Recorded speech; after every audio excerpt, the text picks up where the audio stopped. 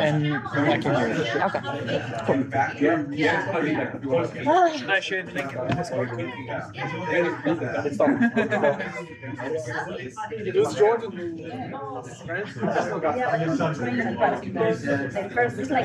yeah, exactly.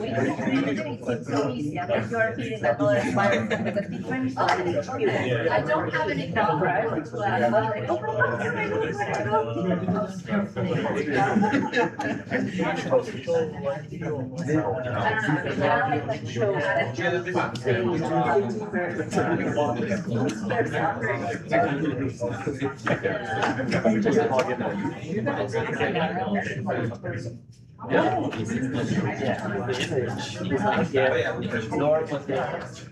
You're right about the image. Okay. Life is working. Everything is working. I know how to solve it. All right, everyone, while you're voting, and hopefully you're voting for all the projects, just a quick announcement. So you probably might have been wondering what's up with the tablets. So at the beginning, it was kind of like random how we were distributing them. So please do factory resets on them and return them to the front table. After the pitch. Yeah, so like if you need them for the pitch, keep them, and after the pitch, you will do a factory reset and return them. But we will give the tablets to the top team in terms of number of likes. So make sure you go and vote knowing this information now. Yeah, we don't want to feel unfair to the people who grabbed it first and people who didn't have a chance to grab it. So please do a reset if you're not using it, return, and we'll give it to the winning team.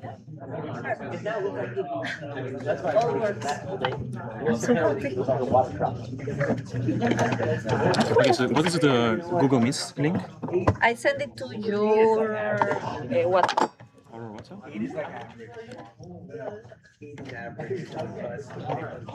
We can send that link in the Discord. Yeah, we can add it here. Yep. It's like America. Well, Okay, because so top presenting is 120. There's 5 minutes per team. So like it's gonna be 3 minutes to present, 120 seconds for Q&A, and then 60 and 60. wait, let me check the all. The all is not adjusting well. Oh,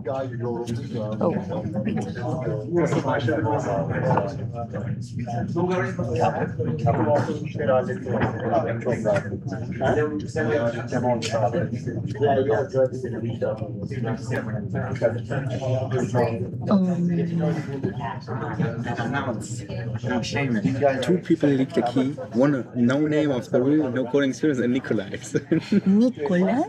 Yeah. So it's not the make fun of Peruvian it. Just people. make fun of Okay. it. Oh, where is he? I don't know. He's not here. Whenever he's mentioned. So someone who we don't know and Nikolai. No, the Yeah, but Peruvian the guy girl, of Peru Peruvian with no girl. coding experience leaked it. No, but he had coding experience. He told me sorry, was a mistake. Yeah. But if Nicola Right, did there's it, also a little announcement of shame. So today, 2 incidents happened. Both incidents were about leaking our shared API key. One of those incidents was done by a person who never programmed before. Another incident was happened by agents of Nikolai. So let's shame him. Boo! Thank you for listening.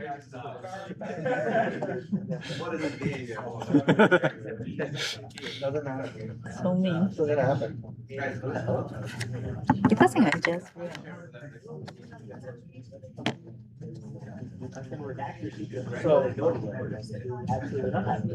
Are you guys all voting for projects? Better be voting. Yes, even if you didn't ship anything, please go to sundai.club/pitch and vote. That's what I'm doing right now. Or you're not sharing your. Okay. Yeah, because I don't want people to see Okay, it. then I can. Okay. Perfect.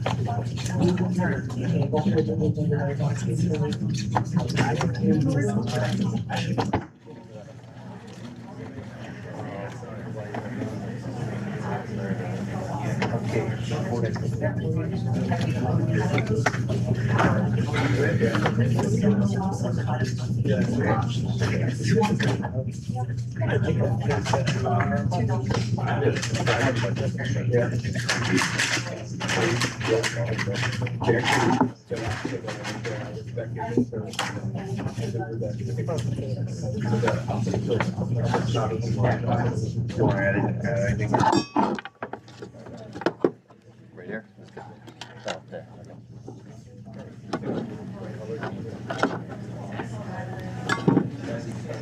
So guys, remember to factory reset your tablets before returning if you don't want people to steal your data.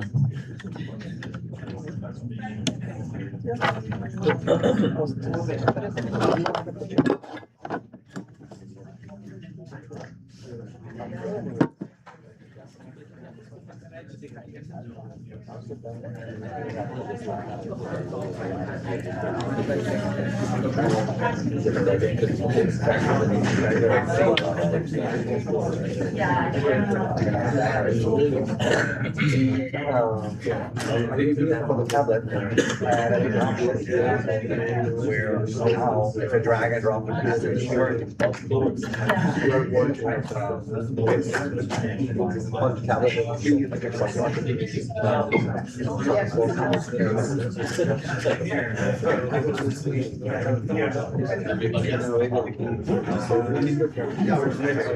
our chairs.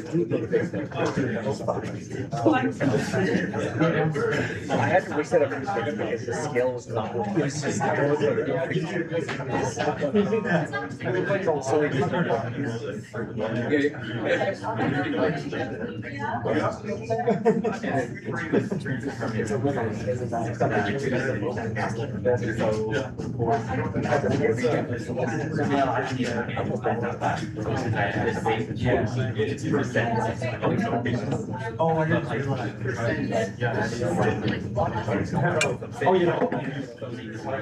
Oh, yeah.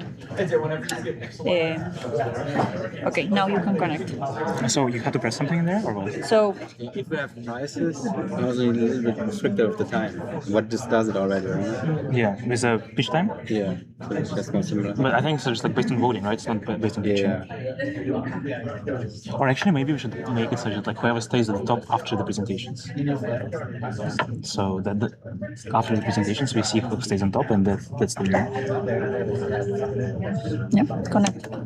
So, when we don't want to see this while you're connecting, you just press here in image 3, this. Hey, can I show a video while you guys are playing around or not? Can I show a video? You want to show to everyone? Yeah. Is that easy? Yeah. It's just this cool video of one of the first input from 1965. One of the first stylists. One of the first stylists based. Perfect. Yeah. That's a perfect start. Okay. I can be checking this one too. Oh, you're like a professional. Well, after the morning, yeah, you need one failure, you know. But now you have. But at least I was careful in training, being trained by Jordan and keep it like. What is this? Oh, this is vertical. Vertical is not stuff, right? It's because he's sharing his desk. Hey,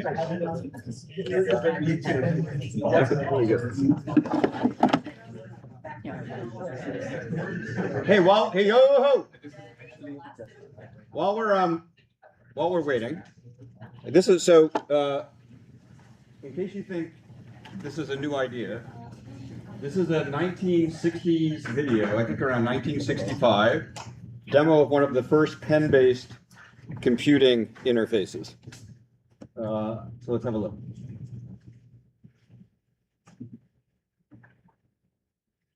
I don't know if I have audio.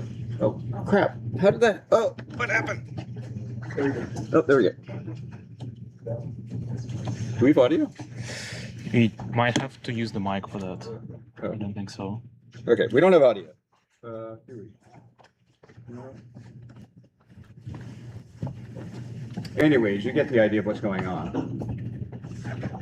It was actually pretty amazing. It had handwriting recognition for text. Sir, is that Android? Right, vector display, shape recognition.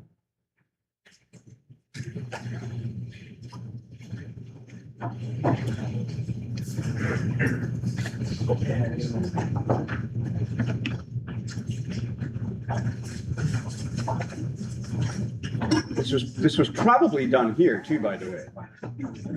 Yeah, I was gonna say that looks like the lab that was also there's old archive videos. Oh, look, he's doing a circuit. Anyone do the circuit demo? I think you got competition here.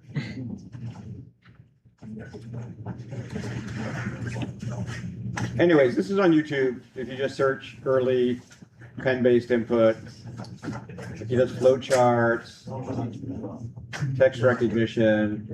Yes, we just got it for free. It's just like this. All right. That was the demo from the 60s. Hopefully you guys did a little more interesting stuff than that. All right, folks. So I hope you all had fun today, hacking with Ink, hopefully training something. I hope you'll see some magical demos, or it's okay if not.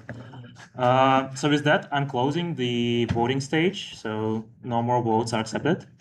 The way how we're going to do that is we will listen to everyone presenting. Okay, so voting is ended. So we will listen to everyone present right now. You can readjust your likes, so you will like here you can go and like for the projects that you think are there. And then in the end, whoever has the most likes will give the entire team the tablets.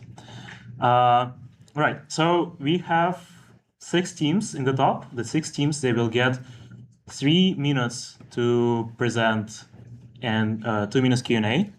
And then after that, we will have, how much?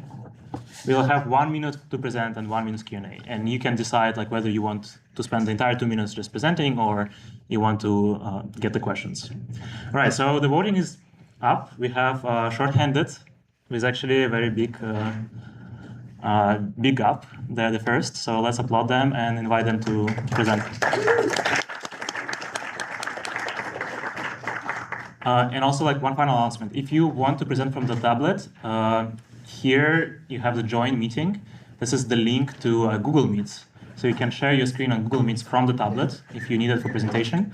Otherwise, there's a Type-C here for your laptop to connect. So please use either of them. All right, test. Here we go.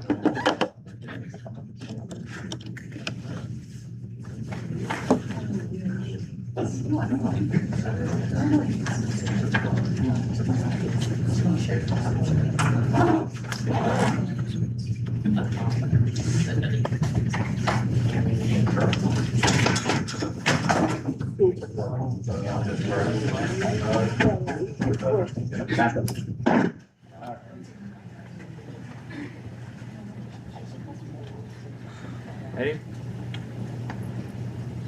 Okay. Hi, I'm Ernest, and this is shorthanded. So whenever we write, there's a lot of redundant sketches and a lot of redundant strokes. And what I noticed is when it comes to the English alphabet, you don't actually need to recognize the entire character in order for you to recognize, hey, that is this letter, or hey, this is not this letter. So for example, the letter W. Now, when I wrote W, you can see, hey, this is like, oh, obviously W. But when I write this, at this stage of me writing it, it can be only a W. There's no other letter to potentially be. So we made shorthanded, where we try to optimize how many strokes are analyzed by OCR. So over here, we just drop in some characters. So we notice that W, M, and F are, at least for one of my teammates, a very distinguishable character. So for F, for example, when she writes it, the second she has that, there's no other letter that could ever be this other than an F. So this replaces any instance of F, M, or W, and it saves 8% in terms of token usage.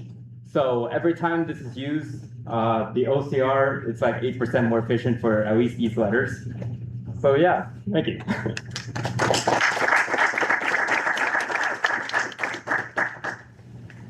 Does that depend on how bad your handwriting is? Correct. So this was trained for just one person. When I write, my D's are very, very different. So I write like this. So my first stroke it kind of looks like an L, so you can't really tell. But the second this happens, it can only be a D. So this was only trained for one person. At the embedding stage, it is unique for each person. So it will know like, hey, this is for each individual. Yeah, It's when you say train, what did you train? And like, what did that look like? So she wrote 60 times the letter F, W, and M, and the incomplete ones as well. So every instance of the OCR seeing F, W, or M, it would just try to replace it with the incomplete version, so such as this. And she just manually wrote it and just trained locally. Okay, so it's replacing the letter then? Yep, straight up replacing, yeah. Okay, so you write it, you OCR it, then you replace it. So doesn't that sort of like that doubles the amount of thing you're using for OCR? The OCR, so when it goes into, let's say an LLM, for example, it will first go through the embedding stage locally, and then it won't actually use any tokens when it's sent out. Oh, so you're just like cheap OCR model and then like big LM. So you're assuming most of your costs are big LM tokens. That's Yes. what I'm okay. Any other questions? Thank you. This saves 8%.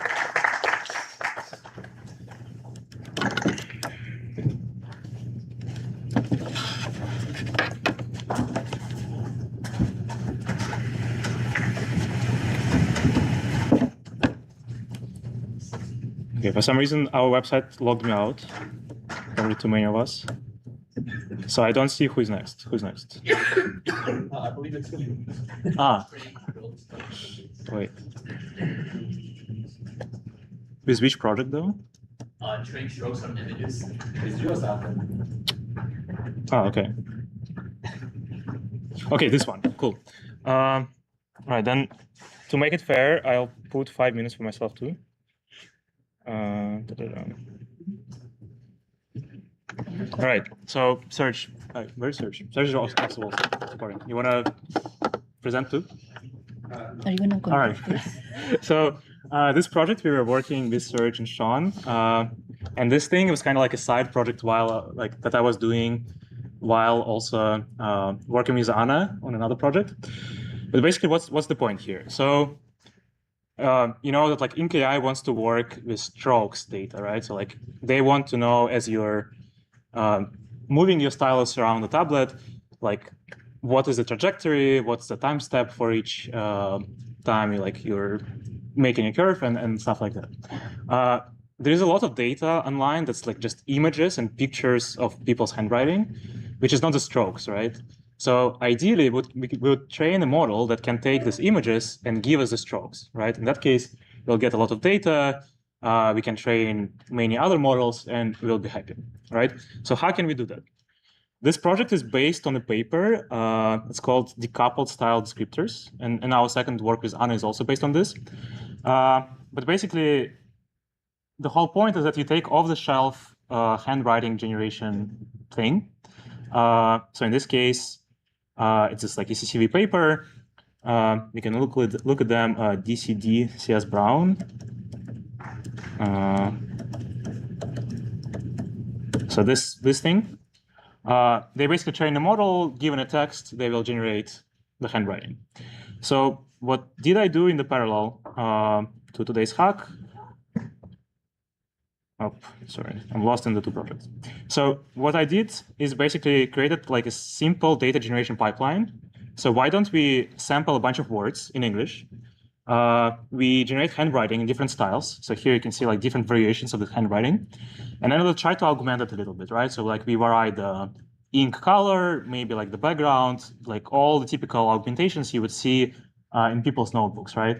And we get something like that, right? So that probably looks a bit closer to real data. The thing is that like the model is not perfect. So if you try to generate something like Ink.ai, generate something completely unreadable. So there are still problems with this model. But if we use simple words, then it worked okay. And so that's basically the data set. So I generated 2,000 images of this data set. These are like some more examples. And then basically, me in Search, we're working on this project. It's kind of like our long project that we've been working for a couple of months already. The whole point here is that you can just drag and drop your training script, have like a bunch of things optimizing here.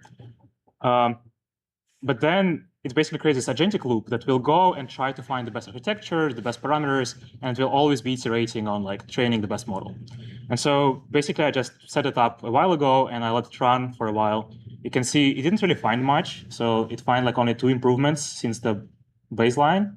This is like another improvement that I discarded. But basically this thing always in the background on my computer was training this model, trying to come up with like evolutions of this, try to improve it. So here you can see it like change some code and it try to make it a bit more stable for training. But basically the thing is that I can show you the results and they're a little embarrassing. So yeah, I think I have it right here. So this is how it works now. Basically it doesn't work at all. So here you can see the input image. So this is like a PNG. This is what we would like to see, right? Like this is the ground truth strokes, and this is what it generates. But to be fair, this thing is training only for 5 minutes each, right? So it's like 5 epochs for each training run.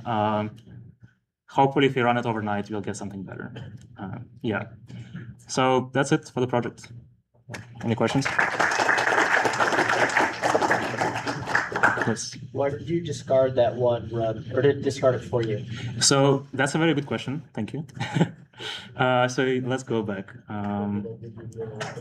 So you can see that this run is better in terms of metric, but it's discarded by the model. And this is justification for it. So basically that's the agent is saying. Although the numeric validation loss strictly beats the current best, the experiment shows catastrophic training instability. Basically decided like it's not worth the marginal improvement to keep such an unstable network, and it like decided to retrain it with like all you can see that the jobs it's trying to schedule after that, it tries to like warm up learning rate to avoid this like catastrophic instabilities. So it's trying to fix for it now, and you can see I submitted one. Okay, so that's it. All right, thank you. So now we have sketch flow code.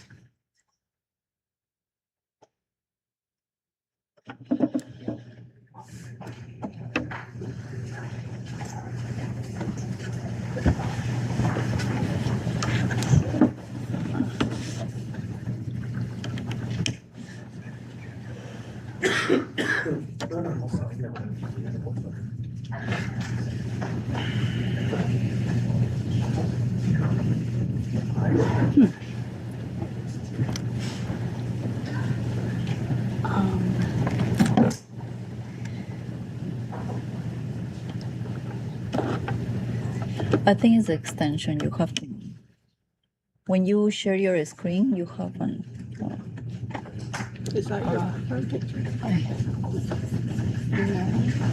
Oh yeah, when you guys will be coming up stage, Yeah. most likely, as soon as you plug in Type-C, it will try to extend your screen instead of mirroring. So make sure you find in your laptop how to change it to mirroring and do it. Okay.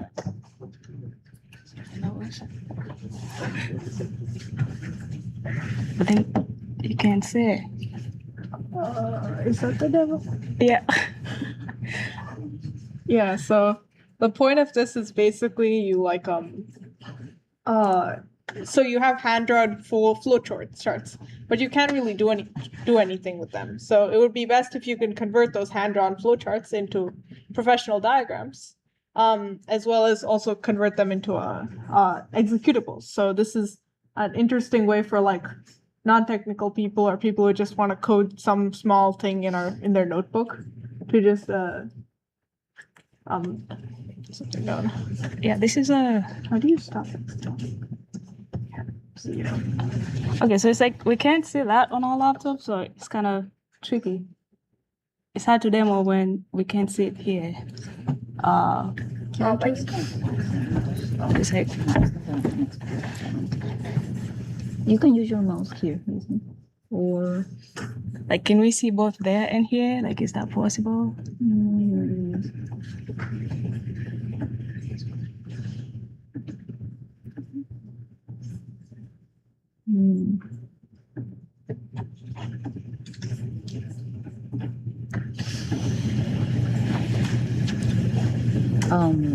extend.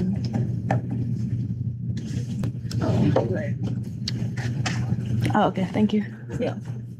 And I have to close that. It's still not working?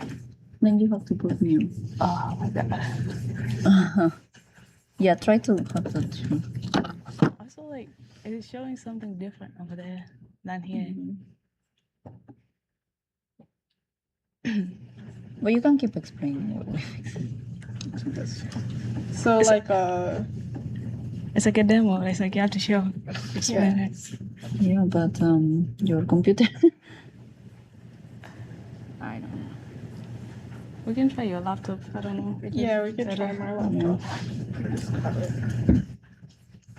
It's here. It's showing something different. Hopefully, no secrets out there. This I don't see.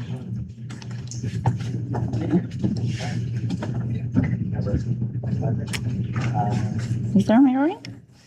This should work well, I think. Yeah, let's try her laptop. Okay. Thank you.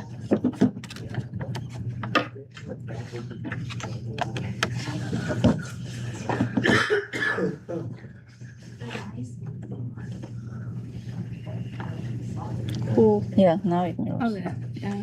Yep. Thanks. Yeah, so this is the app, and then where we could like upload an image. Oh. So this is the app. As you can see, there are tree areas. One where you can upload a code, or you can upload like a flowchart that you drew on a paper, or you could draw something, and then it'll render the flowchart here and generate like an app based on it.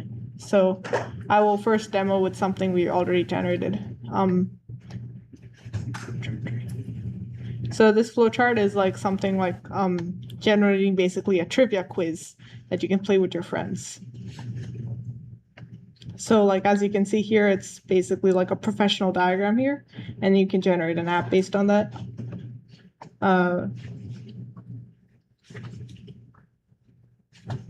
So it's some trivia about the status center. Does anyone know who the architect of the status center is?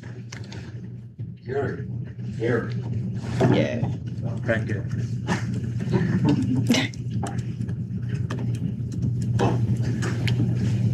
And then like you got it correct. So then it moves on like what building existed before the status center. Does anyone know? 37 or something. It's like a radio overflow radio building. I don't remember. Probably 37. Maybe, but like we programmed in building 20. Oh, building 10. Yeah, so it's correct. You can also draw something here. Oh yeah, this laptop is tricky for drawing. Yeah, so you can also draw if you don't already have an existing image. Oops. Okay, so this laptop is. I can draw it. Okay, yeah, please do. Yeah, so like if you want to like, let's say program a simple calculator, or you have like a start. So even if it's like pretty bad, it'll like understand. A plus B. So it'll like prompt you for A plus B, and then like answer. So as you can see, I haven't drawn super well here, but like it'll okay, maybe not perfectly, but like But you can also edit it. yeah, You can make changes to the. yeah. If they made a mistake, you can say A plus B. So guys, you have 1 minute. Okay, thanks. So you can say A plus B, and then Generate app. yeah, generate app, and then like this is like a simple calculator where it'll add A plus B. So you can have 10 plus 10, and yeah, 20. So that's our app. All right, thank you.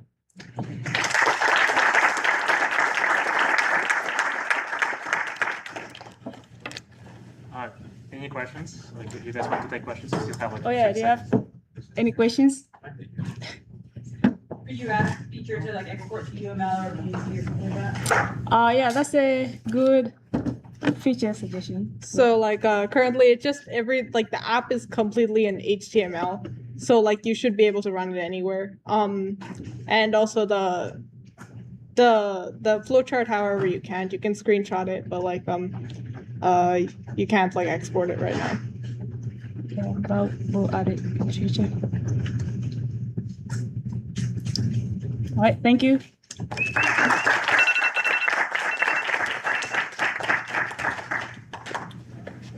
I think next one is nice. It's us. I know. Sorry, guys. You voted for this, so you have to see my face again here.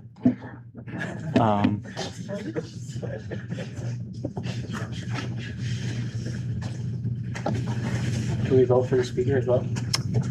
I will vote myself out. I know you want to present what we did? Yeah. Can I plug in? Yes, plug to this one. Sounds good. All right. So, hi. I'm gonna speak into the microphone. Yeah. All right. Great. Okay, so this project is also built off of the same project that Autumn just mentioned earlier, decoupled style descriptors. Oh, okay. You could just move the window. Oh, okay. No, it's going to be okay. Sounds good. In this particular case, we were looking at how to yassify your handwriting. It's just a fun term in this case to still retain the quality of your handwriting, but improve certain aspects of it. And the one that we chose in this particular case was just legibility. But the same idea you could conceptually apply in any other case. If you wanted to make your handwriting the same handwriting, but different in some other way, as long as you have like a metric for it, I'm sure you'd be able to create a yassified version of your font as well. So in this project, okay, finally. So, there we go. Yeah, so in this project, we took that system and stuffed it into the ink playground and started to do fun things to it. And so the other project that Artem mentioned also kind of fell out from this exercise. In this case, we implemented a legibility metric, and then using the metric, started steering the style embedding that's distilled out from the existing system towards something that is more legible. Because once you have a, I guess, like correctness metric, then you would know if you're steering the embedding in the correct direction, then you would actually know. So there were two versions of this metric that were distilled out. One of these metrics is a composite metric based off of known heuristics that we found on the internet. So a couple of these metrics, we distilled out into a nice little dashboard that looks like this. On the left-hand side, we have a list of all of the writers in this particular benchmark, ranked from most legible to least legible. Here on the front, we can see the handwriting writer who is labeled as being the least legible. And I think that when I write in chicken scratch like this and I wake up the next morning, I usually don't actually remember what it even reads as well. And some of the composite metric components do actually kind of capture this element. So for example, whether certain characters are easily mistaken for other characters. So for example, the Q, you could say it's a Q, but then anything after that for the rest of the word is kind of hard to tell what the word is. Whereas if we kind of scroll up, the word qualms is a lot clearer to see, and the number of the composite metrics do capture this. So for example, like if you OCR it, how correct is the OCR version of the text compared to the gold text, how evenly spaced are the characters, like whether they're actually on a straight line, blah, blah, blah. And then the second version of the metric, we can see on the right-hand side, there's actually two numbers here in bold. The first one is actually a composite metric that we distilled out. The second one was we took the stroke traces for each of the handwriting examples and just stuffed it into a CNN. And we were able to actually distill out a legibility metric that also seemed pretty good. Of course, like the rankings are a little bit different, but overall, 15 seconds. 15 seconds. Okay, but overall, I'm kind of demonstrating that this metric seems kind of promising. Unfortunately, let's see. Actually, let's see if we could. Oh yeah. Unfortunately, when we're actually trying to apply the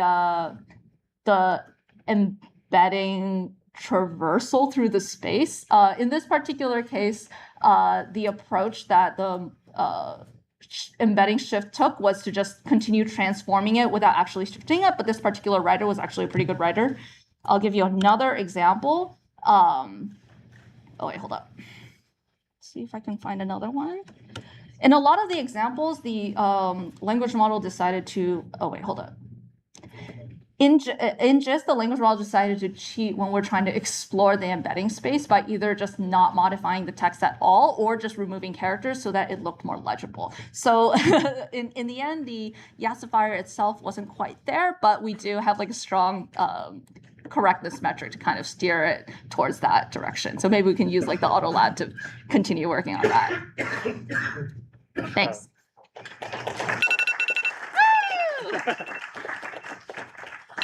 All right, so we don't have time for questions, but if you have any questions, find Anna after that. Thanks. Thank you.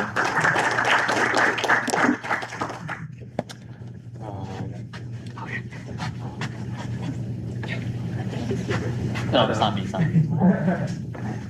Well, It's Ink math solver. Okay, so next one is Ink math solver.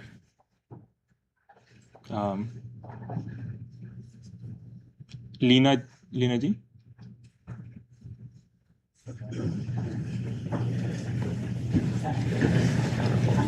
There's going to be a time on the site. I'm just going to do demo. Yeah, so just use this one, and I'll just put this with a timer, like so that you can see it whenever you're ready. We tried to percent something.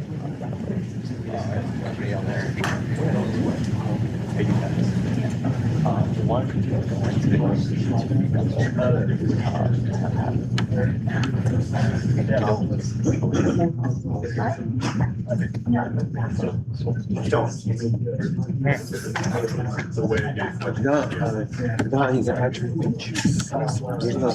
Следующий вопрос. Они будут спрашивать вопросы, пока они не подключатся. Потому что у меня вопрос такой интересный для меня. И вот сейчас ничего не происходит, и мог бы разговор быть, пока они не подключатся. Так что давай сделаем.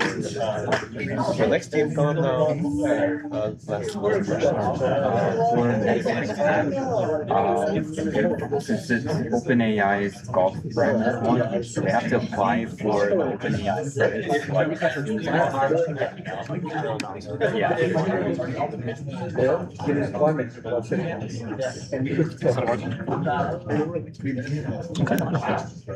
Ready? And make sure to use the mic.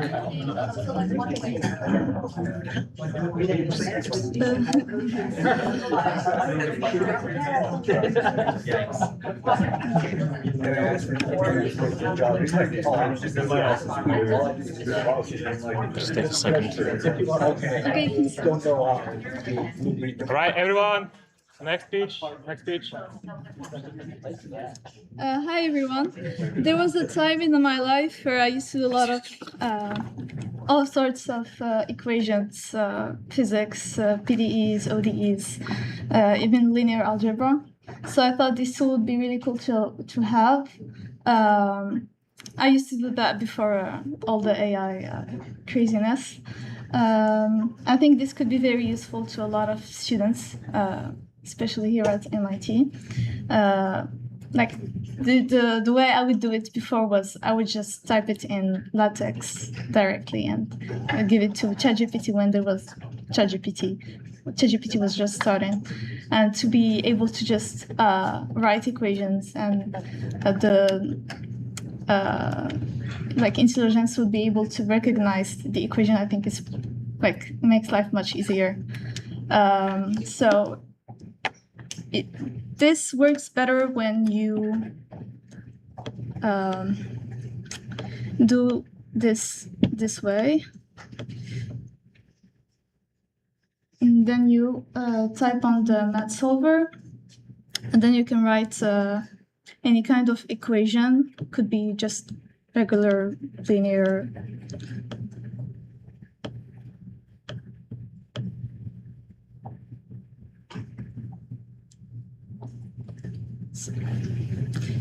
I think.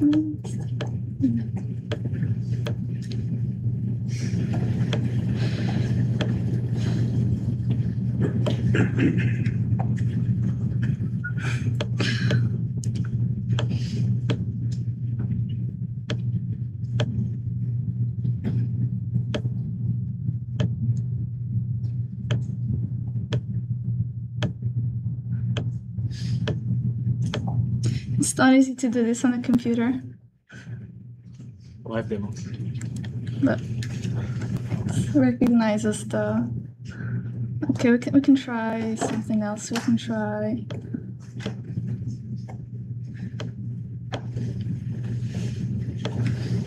Maybe.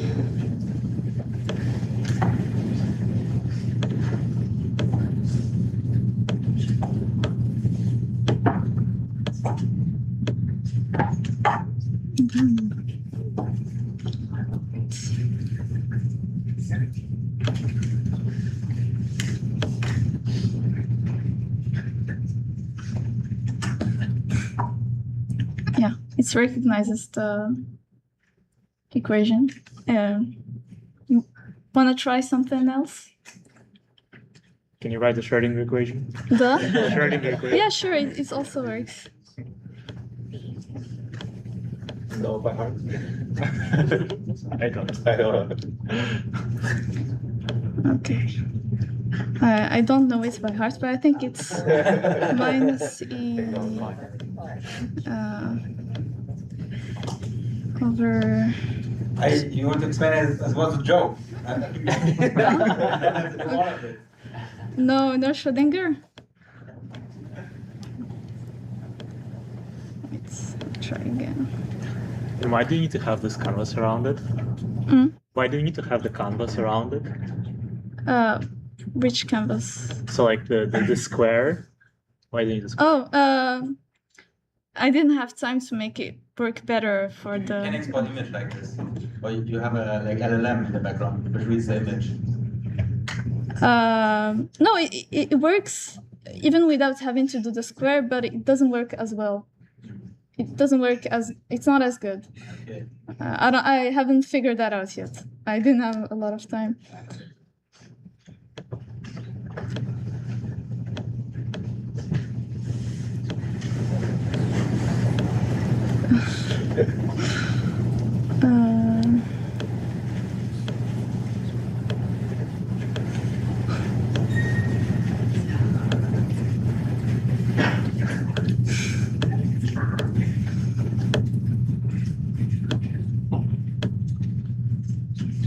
Anyway, So are you sending the image every time to OpenAI, or how do you do it?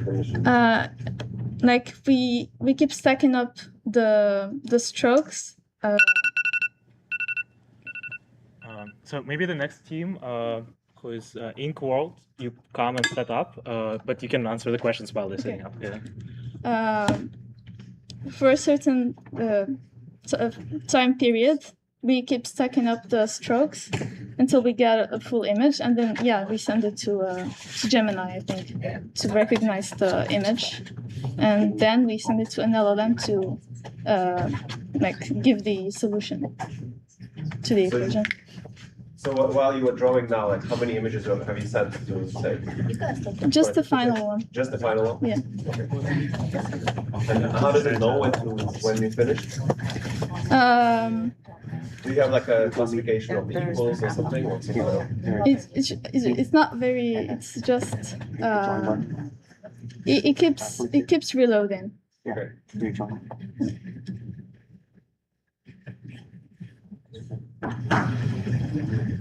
Oh, here I see. No.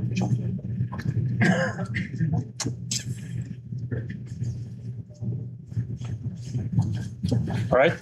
Any other questions? No? All right. Thank you.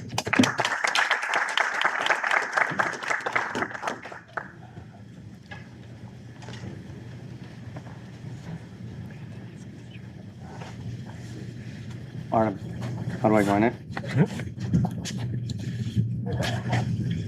Can you approve? You need to approve the Google Meet. Oh, I have.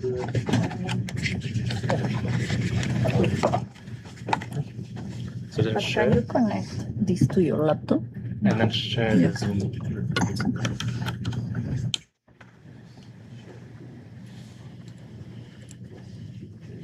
You might need to share. Join to Google Meet as well. Here as well? Today is so much trouble with AV. Sorry, guys. It's always nightmare. Jordan left us. Yeah. No, but this is not yours. So basically, if you want to present from the tablet, you have to join the Google Meets in advance, and then also join the same Google Meets from your laptop, so that you can share the screen of Google Meets from the tablet to the laptop. It's kind of annoying. But just mirror. If- Just to mirror. From our tablet itself. Yeah, Why don't you I connect? don't think Why so. don't you connect here? Because I already have the screen of the Google Meet and you share. Is it easier? I already Okay. have the Google Meet. Yeah, so just join from the Google Meet again? Yeah, and go Gabby on. will share Yeah. her screen. Okay, can you approve it? Okay. Test. All right. Oh, here, join with this code, join. Because you don't need anything on your laptop, right? All right, share screen. Share your device audio, continue. Single up entire screen, start. Yay. Yeah, you can see it? Somehow. Yeah. Just need the full Okay. All right. Where do I put this on? Okay. Where's my Chrome? Huh? Oh, here. Hold on, You have watch, 5 watch. minutes together with the questions. There you go. Go here. Just drop it on it. And here's our Chrome.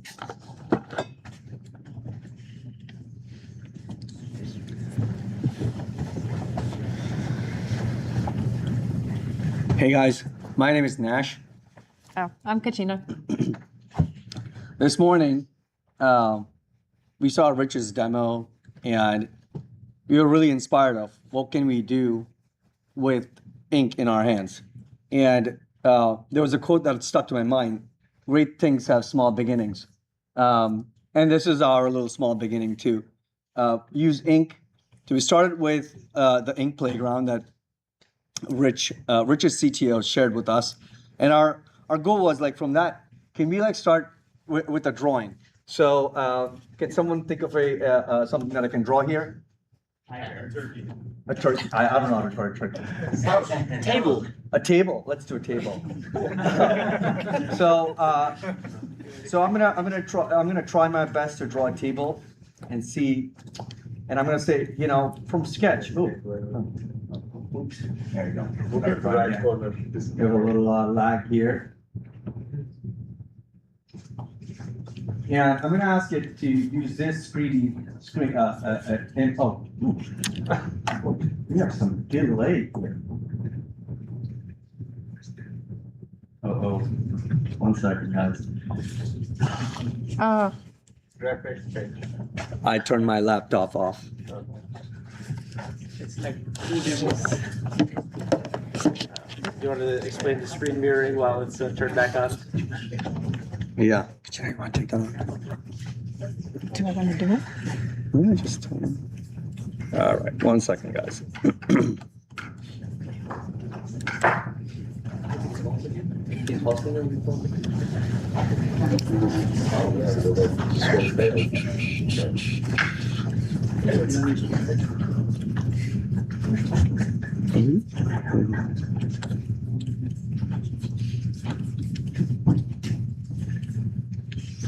All right, here we go here.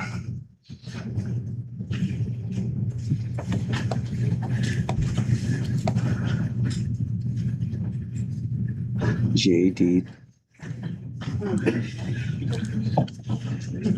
All right, screw it. We're gonna just do a demo from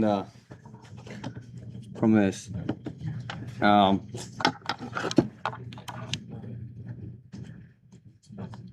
do I share?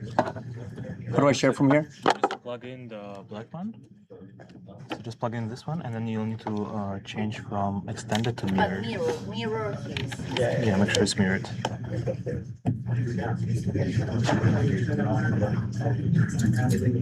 How do I do that? Here? Like this? Yeah. Are the mirror? Yeah, so display settings. And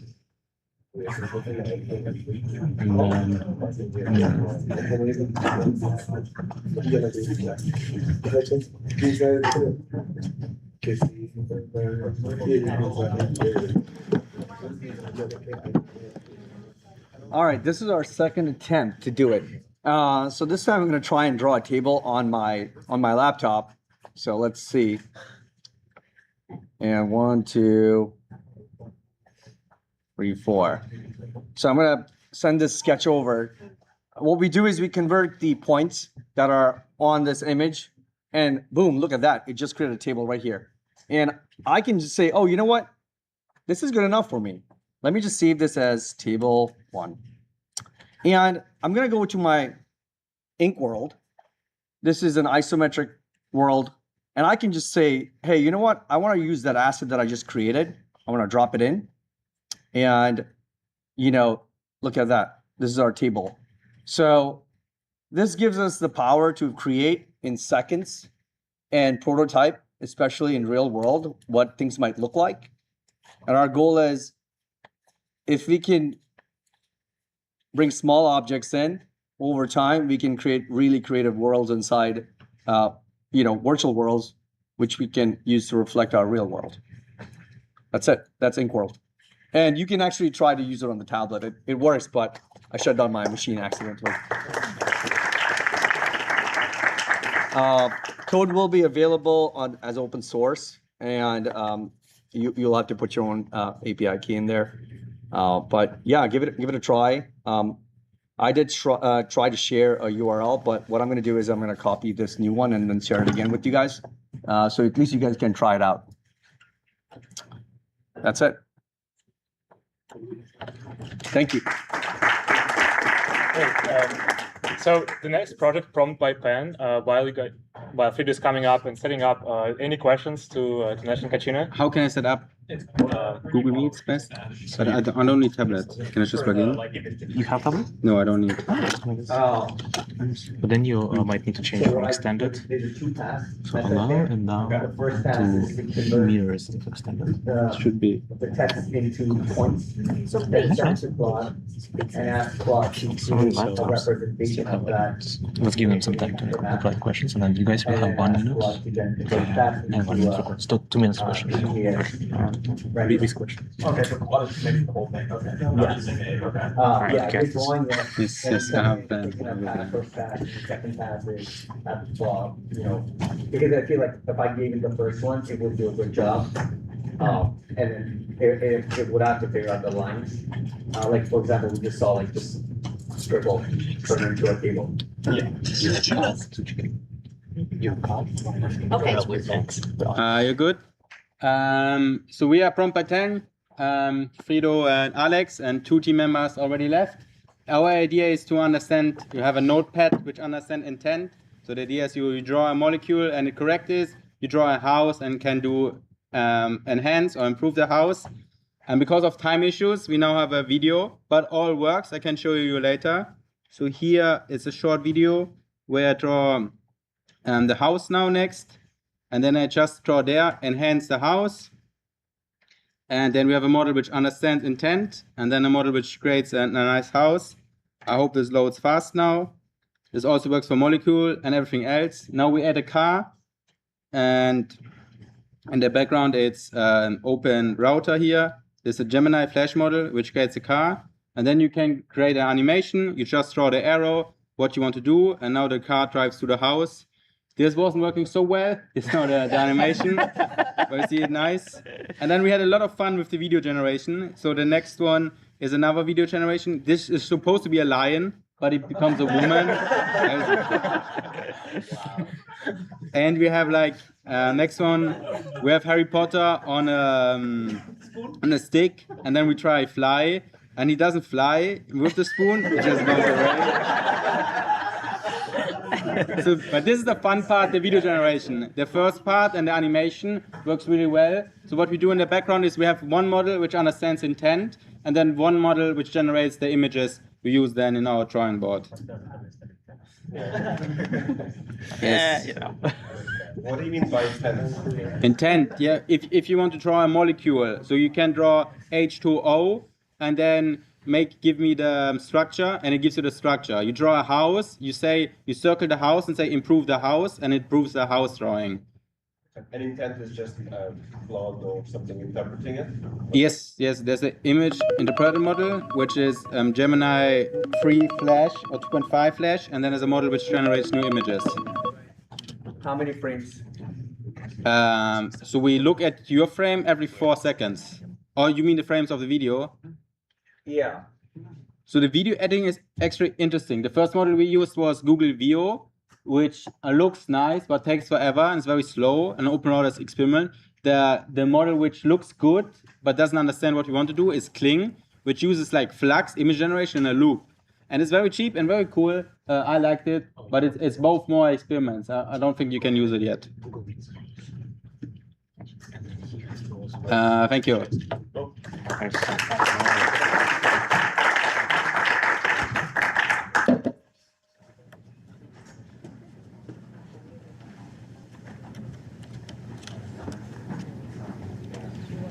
Hey guys, I'm Ryan. This is Shreya.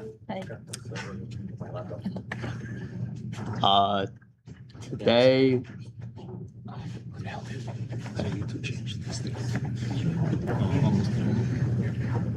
Oh, we are course today with the main Gotcha. Yeah, so one of the most important things within a payment system is the ability to extract invoice numbers at a really high accuracy. So, receipts can come in many different forms and come in many different flavors. The invoice number can be like after receipt number, could be after invoice number, could be after many different configurations, right? And we also have handwritten receipts and digital receipts. So right now we're going to demonstrate how our system is able to extract the invoice number from this handwritten receipt.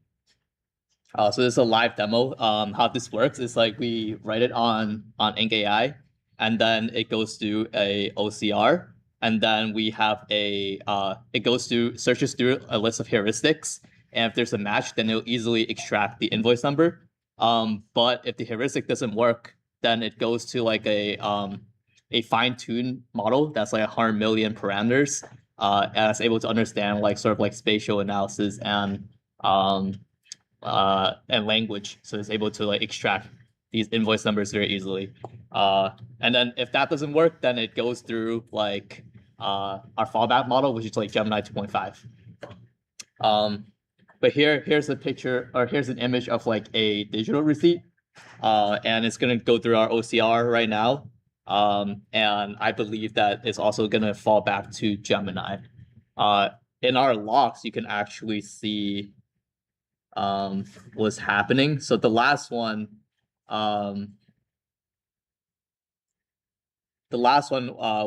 went to Gemini. So let's see what happens with this digital receipt.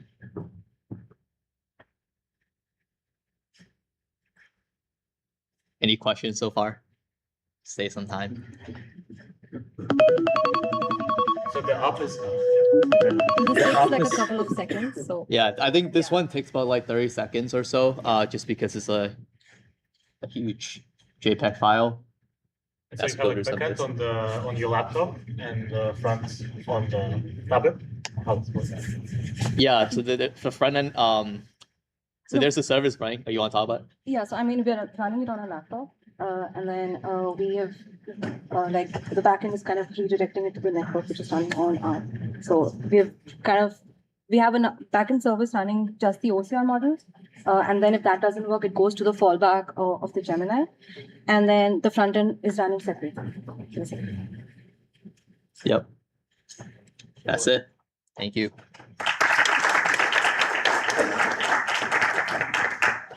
All right, so the next team is handwriting.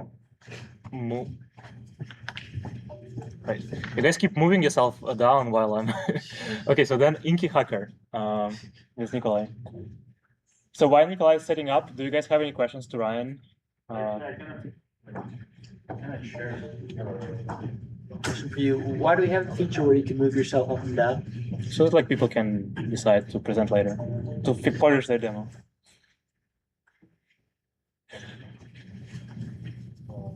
I have a question to you guys actually. Like, what OCR are you using? Did you try like DeepSeek OCR and Mistral OCRs? So this is the Lightroom OCR. It's like a flagship OCR model, and it's a 1 billion parameter. It's pretty light, and it does a good job of. So we can feed in PDFs, images, and it kind of just extracts the text and mark. Yeah. Wait, what's the name again? Lightroom OCR. Oh, okay. Yeah, I've heard about that. The DeepSeek OCR is not very good, actually. Yeah. Like GLM OCR. It's right now I think Light On is good, Dots is good, and then Chandra as well. Those are like the top 3 OCR models right now. Yeah, I think they made all those. So, are you guys presenting or not? Yeah, they're all like around like 1 billion parameters. They do like a page a second.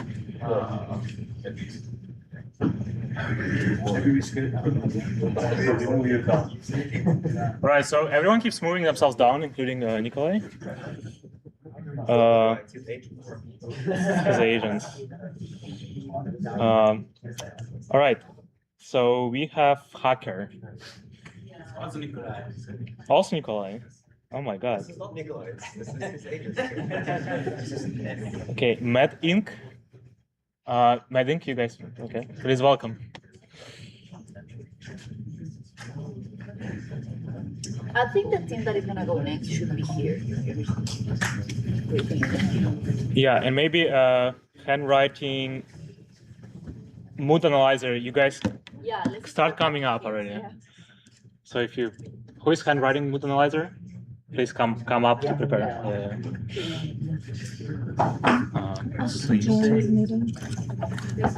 So you will be sharing to meets, right? Yeah. Okay. Gabi, you need to approve everyone on this. Can you approve people to join meets? Yes. Right?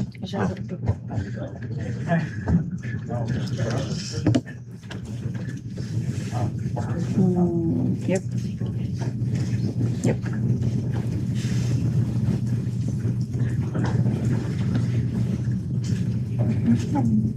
Hearing? Yeah. But you have to just share my screen, right? Okay, yeah, share your screen. Yeah. Okay, go. Just make this thing full. Yeah.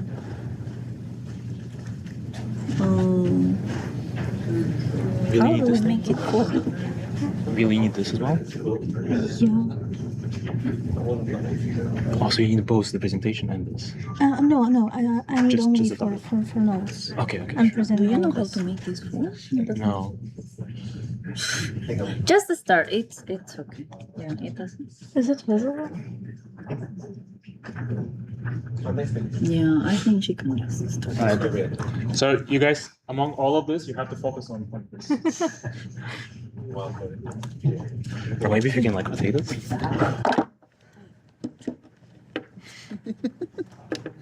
Just start explaining the problem. Oh, but it's better. It's better. Look. Okay. And close this thing on the right. Yeah, I fixed it. Okay. Hello, everyone. My idea was about helping pre-med and medical students because they're always drowning in static notes. Anatomy is visual, symptoms are complex, and students waste a lot of hours to switch between apps, search engines, and textbooks. So I developed this platform where you can use 3 features is ink to illustration. So for example, if I say draw heart,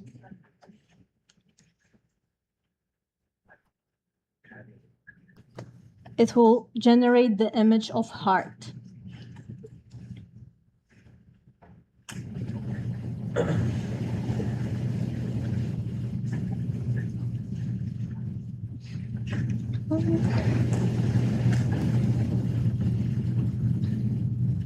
Yeah, as you can see, I can also circle it and it will be able to identify that this is aorta.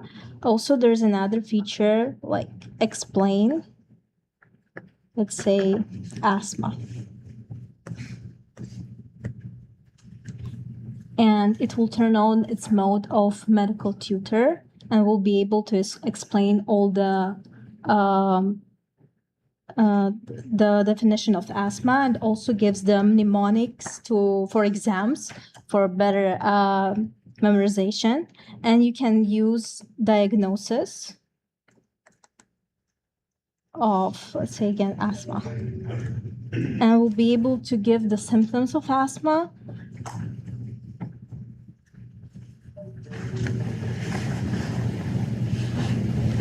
and other conditions that might be related to it. I was working alone this project and didn't have a lot of time, so there are a lot of ways to improve this, to streamline the process, to enhance the user interface, and maybe make it more individualized so that it can memorize the patterns of users and adapt to their style. That's it. Thank you.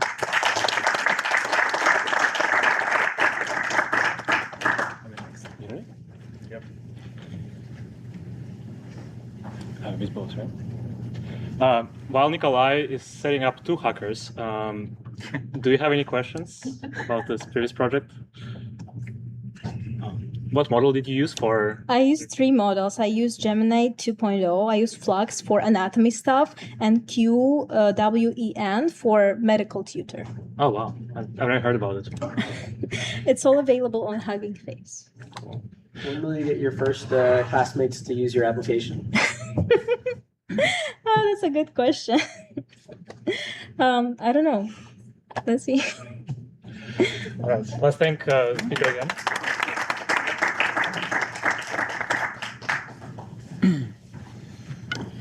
Hey everyone, where is my team? Team? Okay. Can I? But I don't need it. Oh, you share it on. I'm sharing tablet. Okay, I see. And it was working actually. I broke everything. Yeah. So a few weeks ago we built a Sundai hiker, the autonomous hiker, and today we connected it with Ink.ai.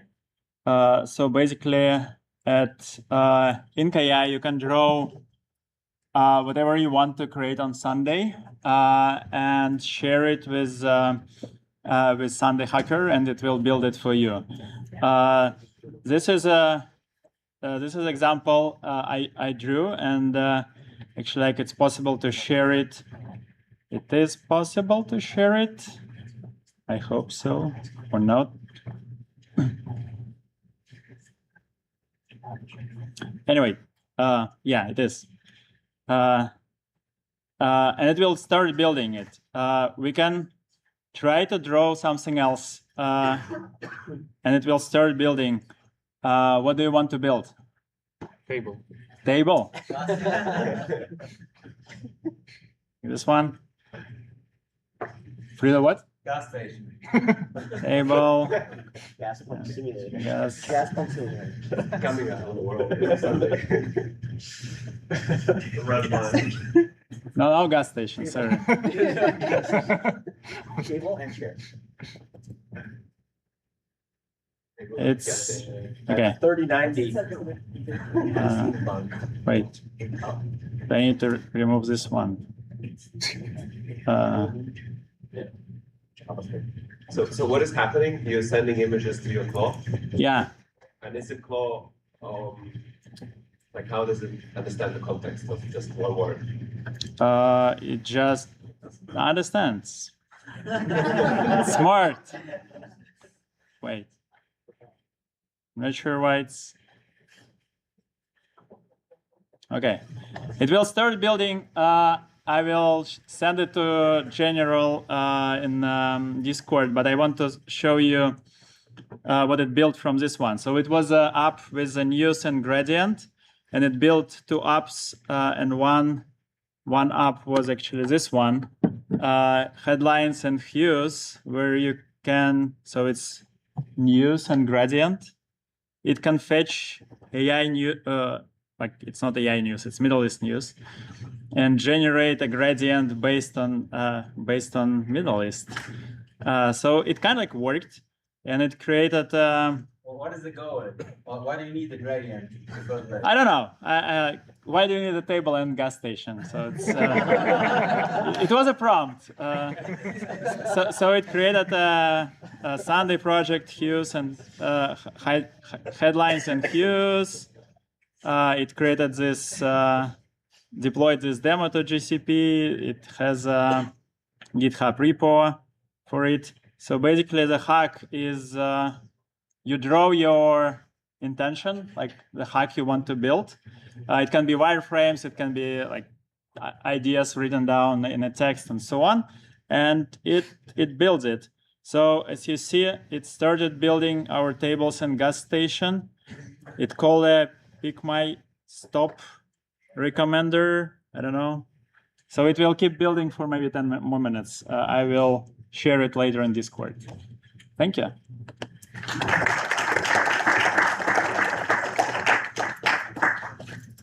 Questions? So what did you do exactly? Do you have? Well, we exported Ink.ai to OpenClaw, so it's not much. Yeah. Do you have names for each of your agents? And what did you teach them when they leaked the API keys? You need better inspiration. I teach them not to do it, but they sometimes do it.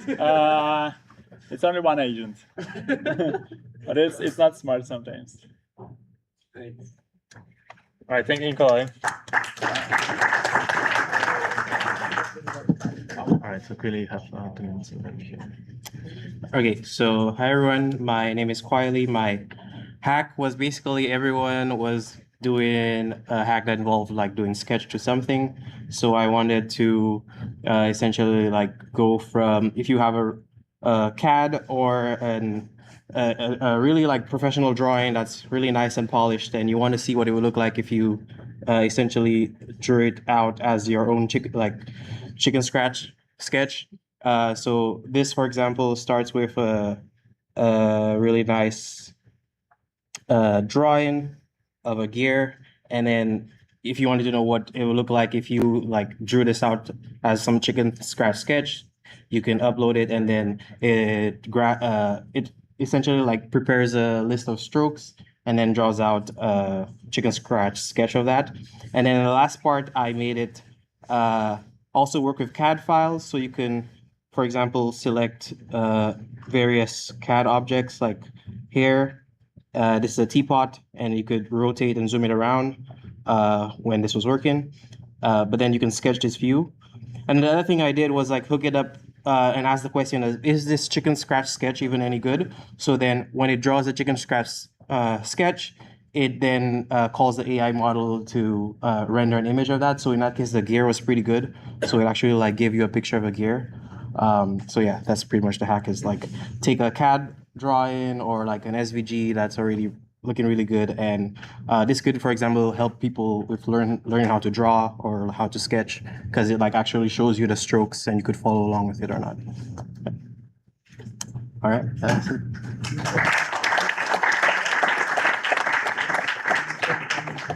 Were you just using an image of the 3D model, or were you looking at Yeah, I added an extension that actually like has a 3JS viewer of the actual 3D object, so it's the STL or OBJ file, and then what it will do, it was try to create a rendering of that in the background, so like it'll get the wireframe, and then you're just use, kind of simulating roughly, sketching around the edges of that? Exactly, yeah.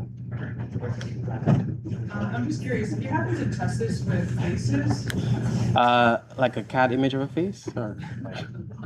No, just like some, well, maybe, yeah. It works with SVG files. So in the background, actually, like what it tries to do is like figure out how to turn the 3D object into an SVG file, because those like give you strokes that you can then use to render the sequence of strokes that you use here. So if you have a SVG file of a face, it will draw the face. Yeah. All right, give some likes. Thanks. Just a thought, I mean, this seems like a way of creating a bunch of synthetic test data. Yes. To generate sketches of a 3D model, but then you could use to train to generate 3D models from sketches and have that kind of cool. Yeah, that was my motivation, because I was like joining RTEM on the training models, and then I was thinking like there are not a lot of data sets that have these people sketching, but this is a way to essentially like do synthetic data generation. And do you need to present from here? Right? No, I'll just do it from here. So, but this is a bit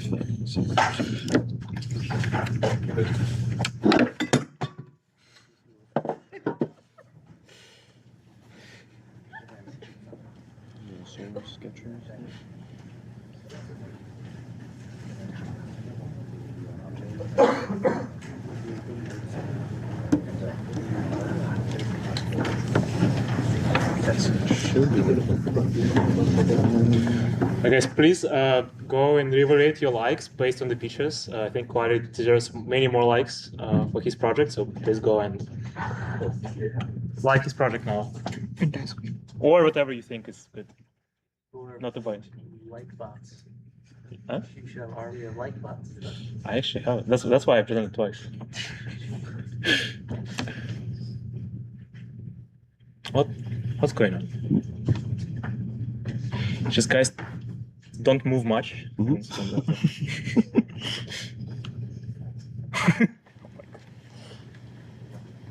I think it's coming. It's too many variables in this thing. All right? It's not working.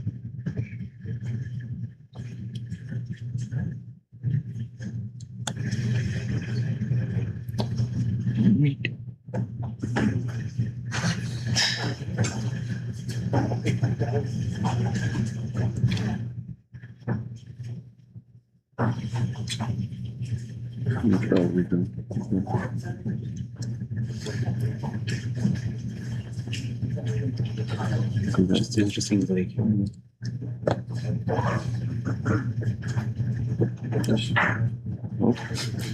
Oh, wait, that's fine. No, it's all right.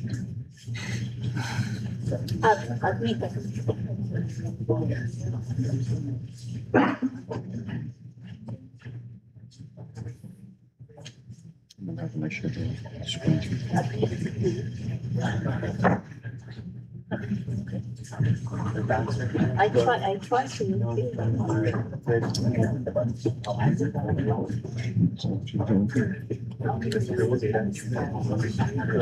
Perfect. Okay. I guess if you're wondering what startup to build, you can probably see that there is a big need for good AV presentations from tablets.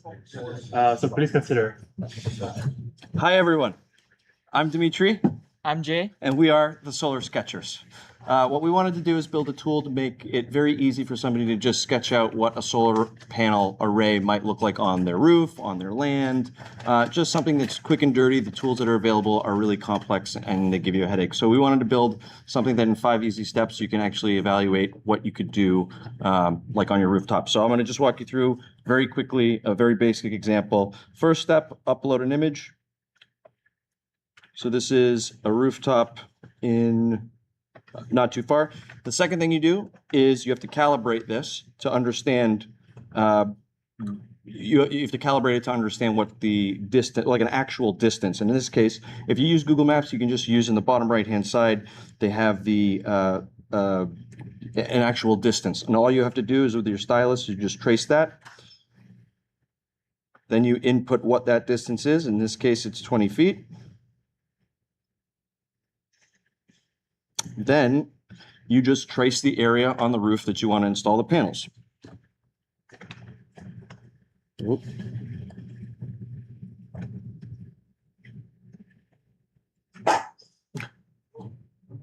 At that point, you can play around with a bunch of different settings to really dial it in. But the real main thing that you might want to do is carve out places where you might have a chimney, maybe you have HVAC on it.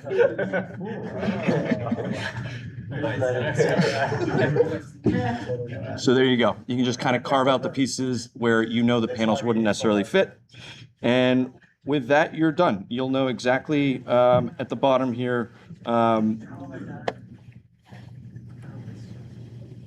At the bottom here, it'll tell you you can fit a 143 kilowatt facility on top of your roof with 200,000 kilowatt hours of energy produced a year. We did build this in the Ink Playground. This was just a little bit better organized, but there are a bunch of things that the Ink Playground did actually do a lot better. But we just want to make it as simple as possible.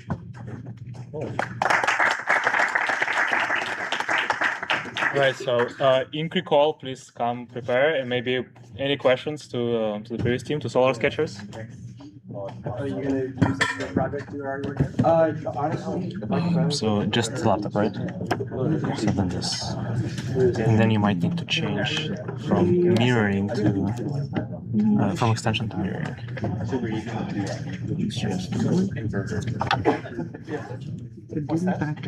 Yeah, it just takes a second, I think. Sure. Oh my God. No, I mean, it's our issue. I think like how many projects we have left? Because people should start joining to the Google Meet and then we just share from my laptop. Maybe. Yeah, like let's stop switching lab. I can. Okay, can you try like another? No, I tried to explain that to you like at the beginning. It's working with that. Oh, Because some of them have like that. But anyway, you just need to do the extended display, the mirror display. because I oh, you just said I have to like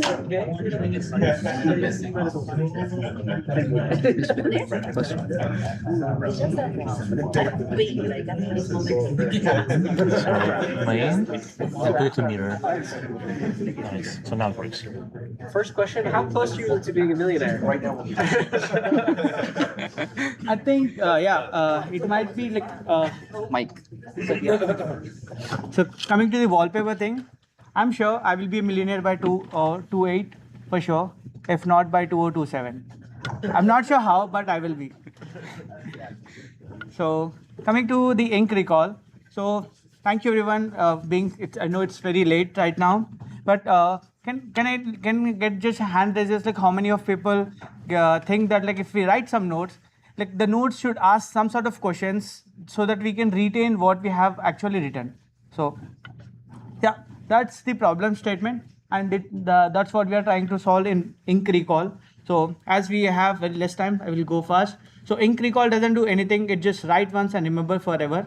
So we have one second. Yeah, so if you see here, the graph shows that if we write and we forget the notes within 24 hours, And also, if we don't reinforce it, it will be done like in 90%. Like we will forget 90% of it in 30 days. So what we are doing here, there are four simple steps. What we are taking as the notes in Ink.ai, we are converting that notes into text, and that text is stored in the memory, where LLM agents will be using that as the core memory, and will be creating either flashcards or quiz. And those flashcards and quiz are shown to user as a smart notification. They don't disturb the user, but they pop up on the screen so that if they want to try, they can try. So we are here using 147 technique. So this is a technique what most people use to reinforce their learnings. So if they are learning something on a day 1, they need to revise the same topic on a day 4 and day 7. So they reinforce that in the core memory. So this is what it looks after like day 1. We take a quick quiz. Day 4 is a flashcard, and day 7 is a deep reinforce. So you can see the graph. It just went up by using that Ink.ai recall. It just okay. So yeah. So yeah. So I'll just give a quick demo.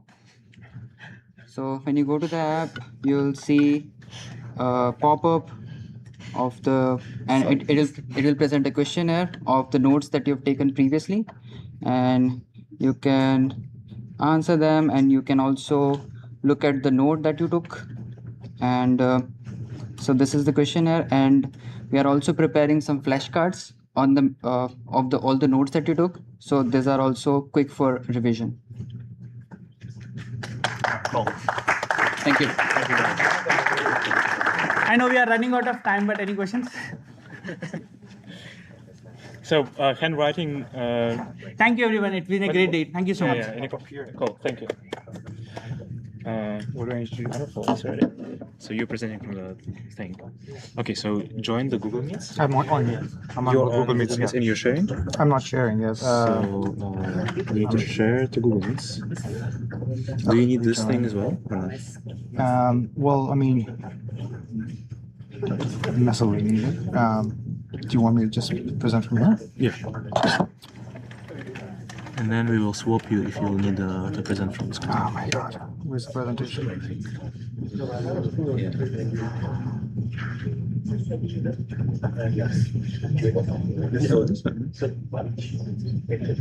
Share your device. The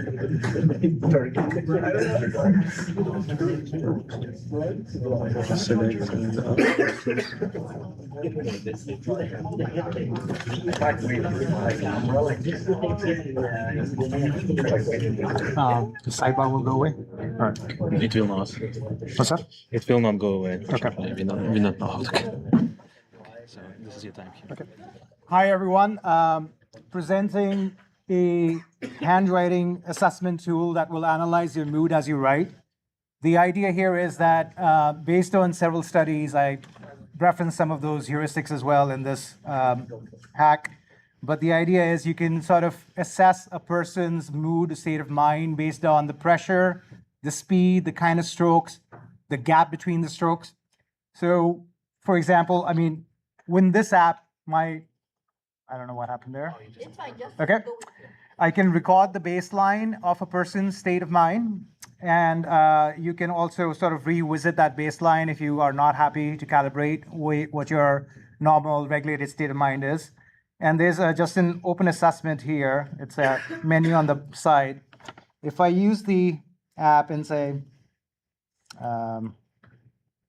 it thinks I'm excited right now, which I am, to be up here. And it changes the assessment based on my stroke. So right now, the plus or the check and the cross that you're seeing here are just to sort of set for future features. But I can give a feedback of, yes, I am actually indeed excited at this point in time. And you collect that and you sort of fine tune the model. There are also times when I could be very stressed about something. And I mean, it needs to be fine tuned, I guess. But it was working very well earlier. So let's see if it can.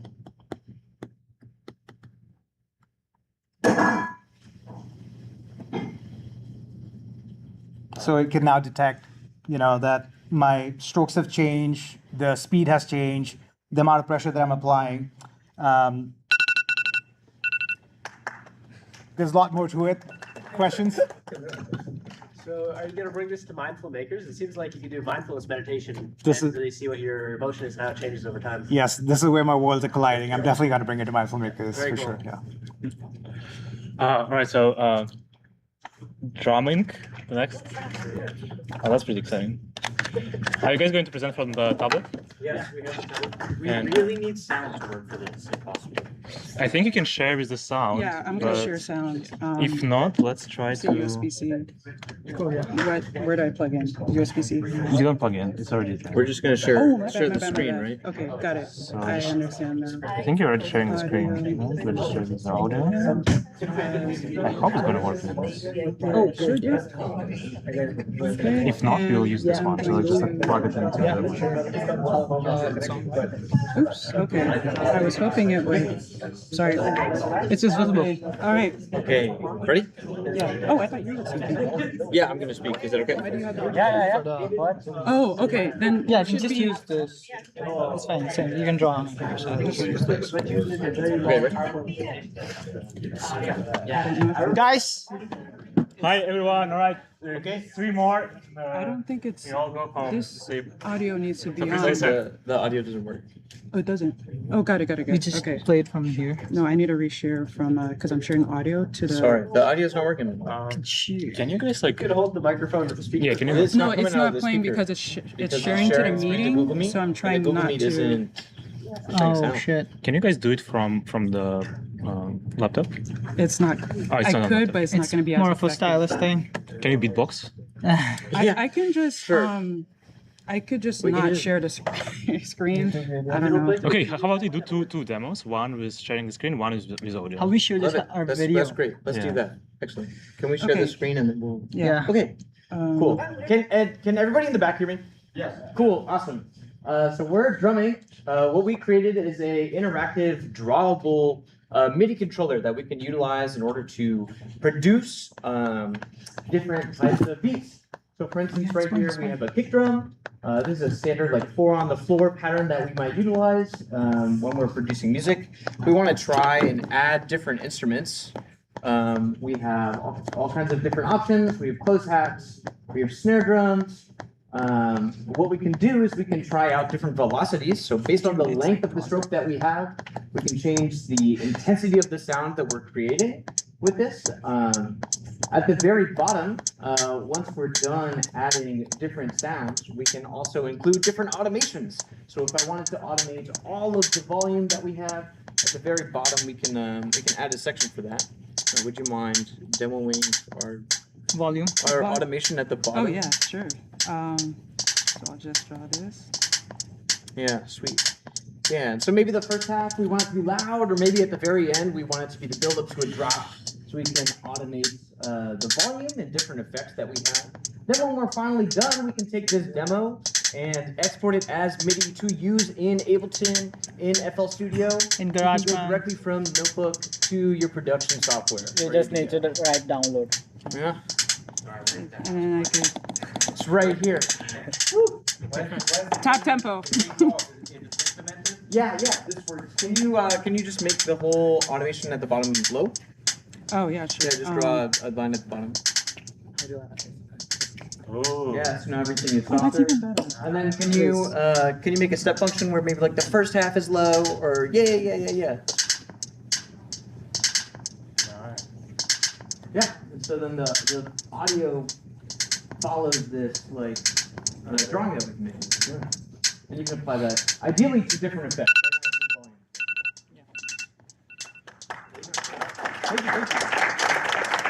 Thank you guys. Thank you. Okay, so we have sketch to add, but maybe while you're preparing, any questions to the drum team? What are you guys using for generating audio? Like other libraries in Python or? Well, I think we just need to share the Google Meets from the tablet. So Yes. okay, we could use that one. What's your next step for this So project? the mic. there's one. Yeah.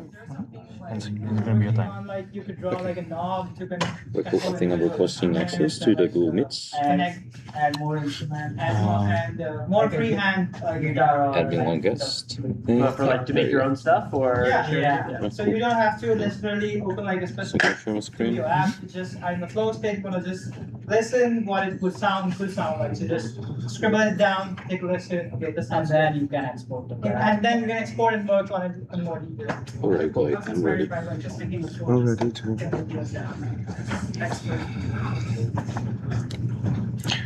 All right, please welcome our next speakers. Hi fellas, my name is John, he's Steve, and we create sketch to ad. Basically, in today's advertising industry, we have a massive bottleneck. Brands spend thousands of dollars and thousands of dollars every year to try to create the perfect key visual for their campaigns. But in performance marketing, you need to have to get like different ads, you know, because you need to create variation for that. That's why I create this tool that basically allow us to create with a single image and with a lot of sketching different ads. So here's a small demo where you can actually see that I'm sketching a knife, a bread, and a Philadelphia cheese, and there you're gonna get like a personalized advertising. So we actually do like a mask where we're able to identify where to locate in the image like each element, and that the AI is able to detect where it's going to generate the image and which kind of attributes we should put to each of the elements. And based on that, we basically generate a set of assets to adapt the image to different kind of ads. So for example, if you wanna add advertising TikTok, then you have a ready to use asset for that. So that's it. Yeah, that's it basically.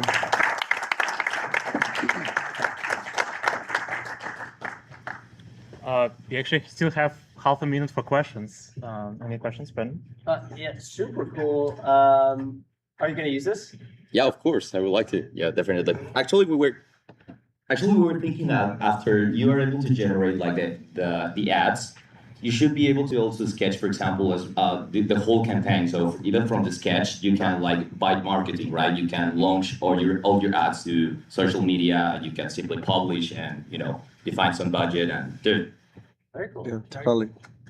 All right, thank you. Thank you.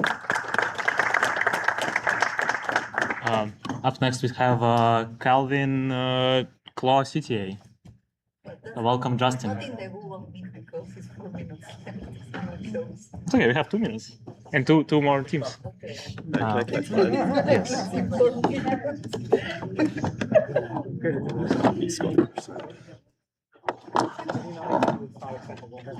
Here's my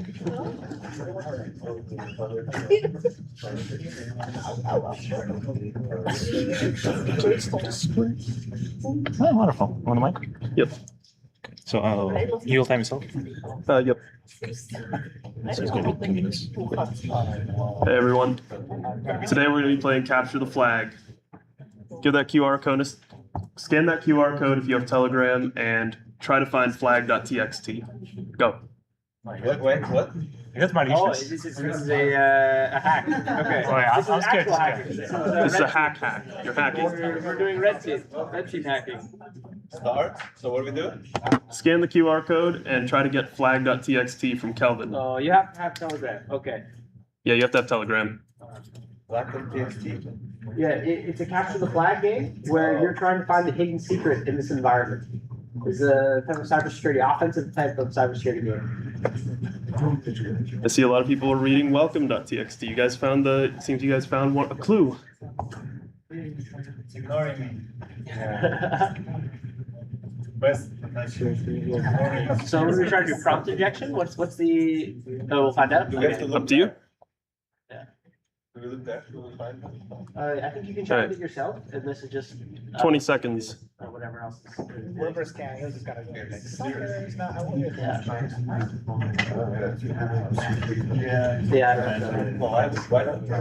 Russian spy.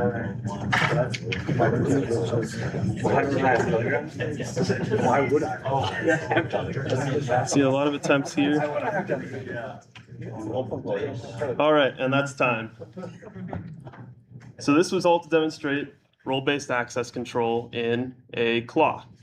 So this is I opened up this agent with no pairing, so it can connect, anyone can talk to it, and this is to demonstrate that you guys can't get the file, but I can. Here's what the flag says. You want to read it out loud for everyone? Maybe they can't see it's a small font. Prompt injection will not save you. Very cool. Questions? So is this part of a launch of a cybersecurity app? I know a few companies have done something similar with like the Gandalf app. Similar, yes. This is a claw harness that's designed to be designed security first and then down to features. Very cool.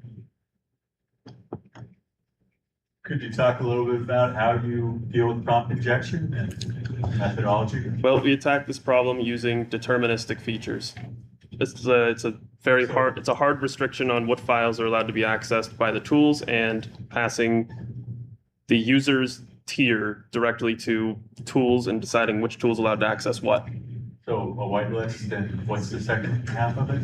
Sorry. It's a tier. It's based on you can either be an owner, trusted, or yeah. So your hack is basically a claw with tier access to tools that is safe to prompt injection. Yep. And did you build it on top of OpenClaw or? This is an entirely separate claw called Kelvin Claw. Kelvin Claw. Is it something you're working on separately, or like what's that? This is something I'm working on with Will and Chris at Agentic. Oh, cool.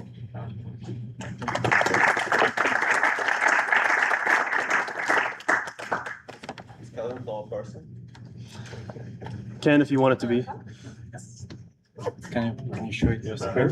Fuel table? Not Google Yes. Meet, there's no Google Meet link. Yeah, we're out. Can you show your screen, please? So just hold this thing. Hey, we have a limit. Wait. Today everybody bullied me for that. But for the keys, it's fine. One more hat? Yes. Oh, just do it like right here. So today I've built a fuel table, which is a table gas station. And it is a table, compare nearby stations in a sortable table. And this is my hack.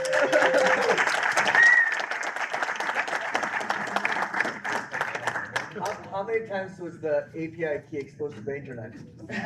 By building it 0. 5 minutes. Spellbond? Huh? Spellbond? The project is Spellbond? Oh, no. Do we have Spellbond here, the last project today?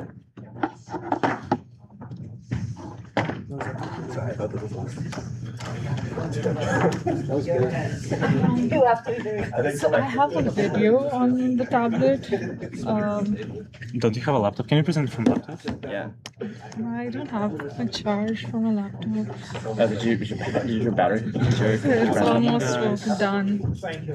Yeah. It's so much better. Can you guys join this meeting?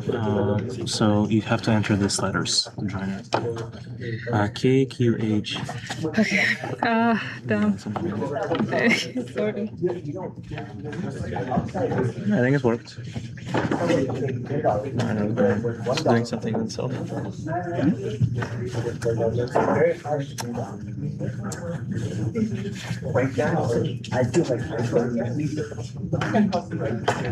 You have charge here? Hmm? Oh, it will charge right by. It will not charge it. But you can present it from here, right? It's gonna die almost. Okay. I can give you. He's like on the left, so you can charge with this. Yeah. Like my tail. Thank you. So much trouble today.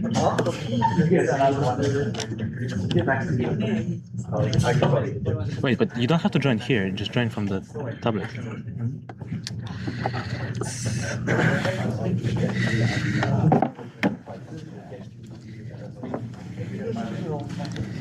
So this is two. Honestly, for me, as well as we're trying to get this set up, right? So the motivation for this project is that I think one of the great things about Ink.ai is the idea that you can sort of create objects and you can interact with the objects. And so we thought it'd be really great for the elements to interact with each other. And How so do you do the? we created a grammar for letting objects and elements sort of move on the screen. And one of the future directions that we want to implement is like a physics engine. Imagine like drawing like a kinetics problem and then having things bounce around with collision, or even have gravity and be able to draw like solar systems, and then have the solar system sort of come alive like right before you. And so we thought that'd be really cool. Unfortunately, collision ended up being really hard with arbitrary objects. Maybe we should have just done polygons. So we mainly just have movement here. And as soon as we sort of figure it out, then we'll show you a very quick demo. But just thought I would get the what we would do afterwards out of the way, given that Should I just it's show very the like video and or we should appreciate I? everyone's patience. Yes. Any questions?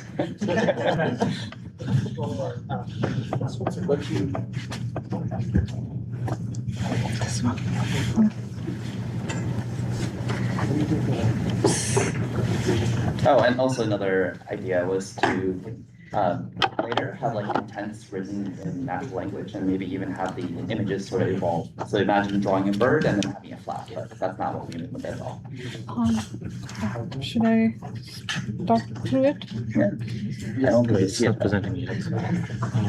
Okay, Can you re-explain again? Because I think nobody caught it because it was like not loud enough. So for this, you can select the elements and the objects you want to move, and if we go back, basically, there's a casting spell UI button there, and when you press it, it swims the fish, and I need to probably change the code for the swimming because it's not really visible if you zoom out.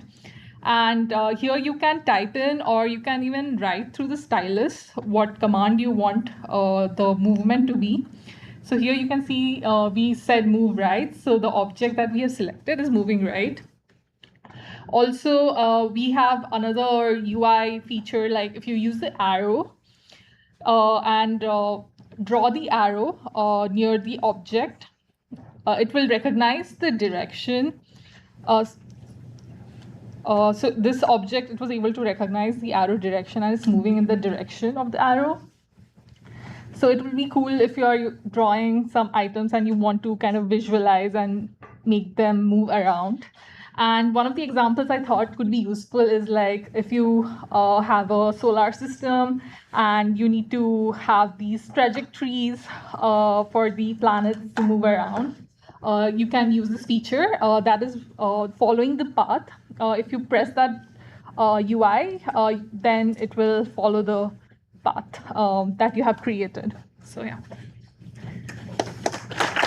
Thank you.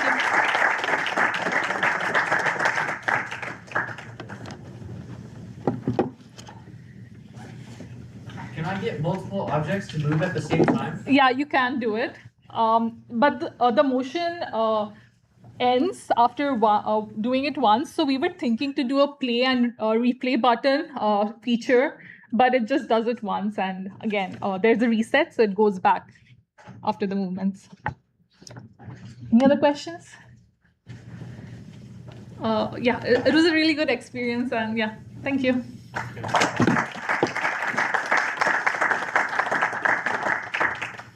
I guess we have one more. In the meantime, remember to factory reset your tablets, return them, because we are giving them to the first place who is going to have the most likes by the end of this speech. So remember to redistribute your likes. Now is the last chance. And factory reset, like log out from your whatever you logged in. Is it okay? Yeah, so you have to just plug this one.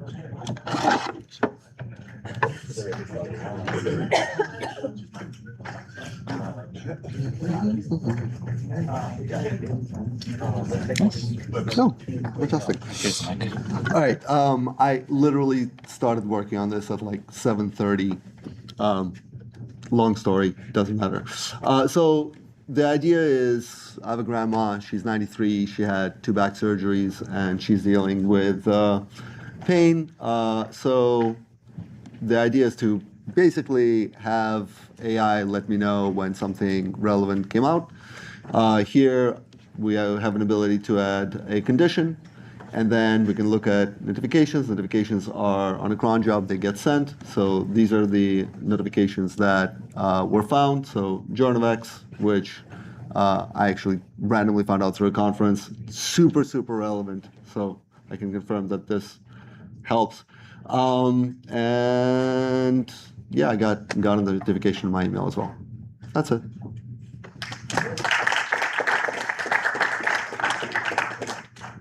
Questions?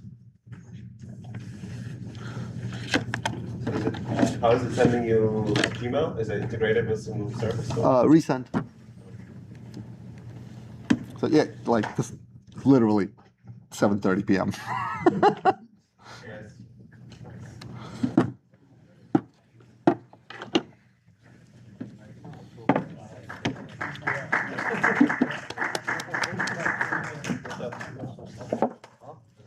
All right, y'all. It's 10 p.m.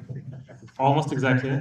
I think everyone here deserves a huge round of applause for making it through the presentations. Despite there were at least 1 or 2 teams who were going to try and do the electrical circuit simulation. Those guys still here? Yeah. Probably they introduced it themselves, or it's like so valuable they decided not to present. Yeah. Well, anyway, we're keeping the code base up, so people should still keep hacking. Yeah. It's awesome to see the demo. Yeah, Rich, is there going to be a feedback form that we can submit to everyone, like to collect any data for Ink.ai? What's that? I think we're going to send like a form for people to give feedback about the hack today, and also we'll include a couple of questions about Ink experience. What do you think, right? So we'll send it a bit later, so be in the lookout for email. So just a few announcements. The next hack in 1 week is going to be about parameter golf. If you want to come and participate, basically there we will be training small ChatGPT models. There is a grant from OpenAI, so like go and Google parameter golf right now. There you can apply for $500 credits to get RunPod compute so that you can actually train this. So please do it this week if you want to come join next week. Please help us clean up, very important. Please return the tablets, remember to log you out. And thank you all for the hack. Picture with Rich. Yes, let's all take a picture, and after the picture, we will see who is the winner by likes and give them the tablets. So yeah, let's all get to the screen. We'll take a picture and finally go sleep.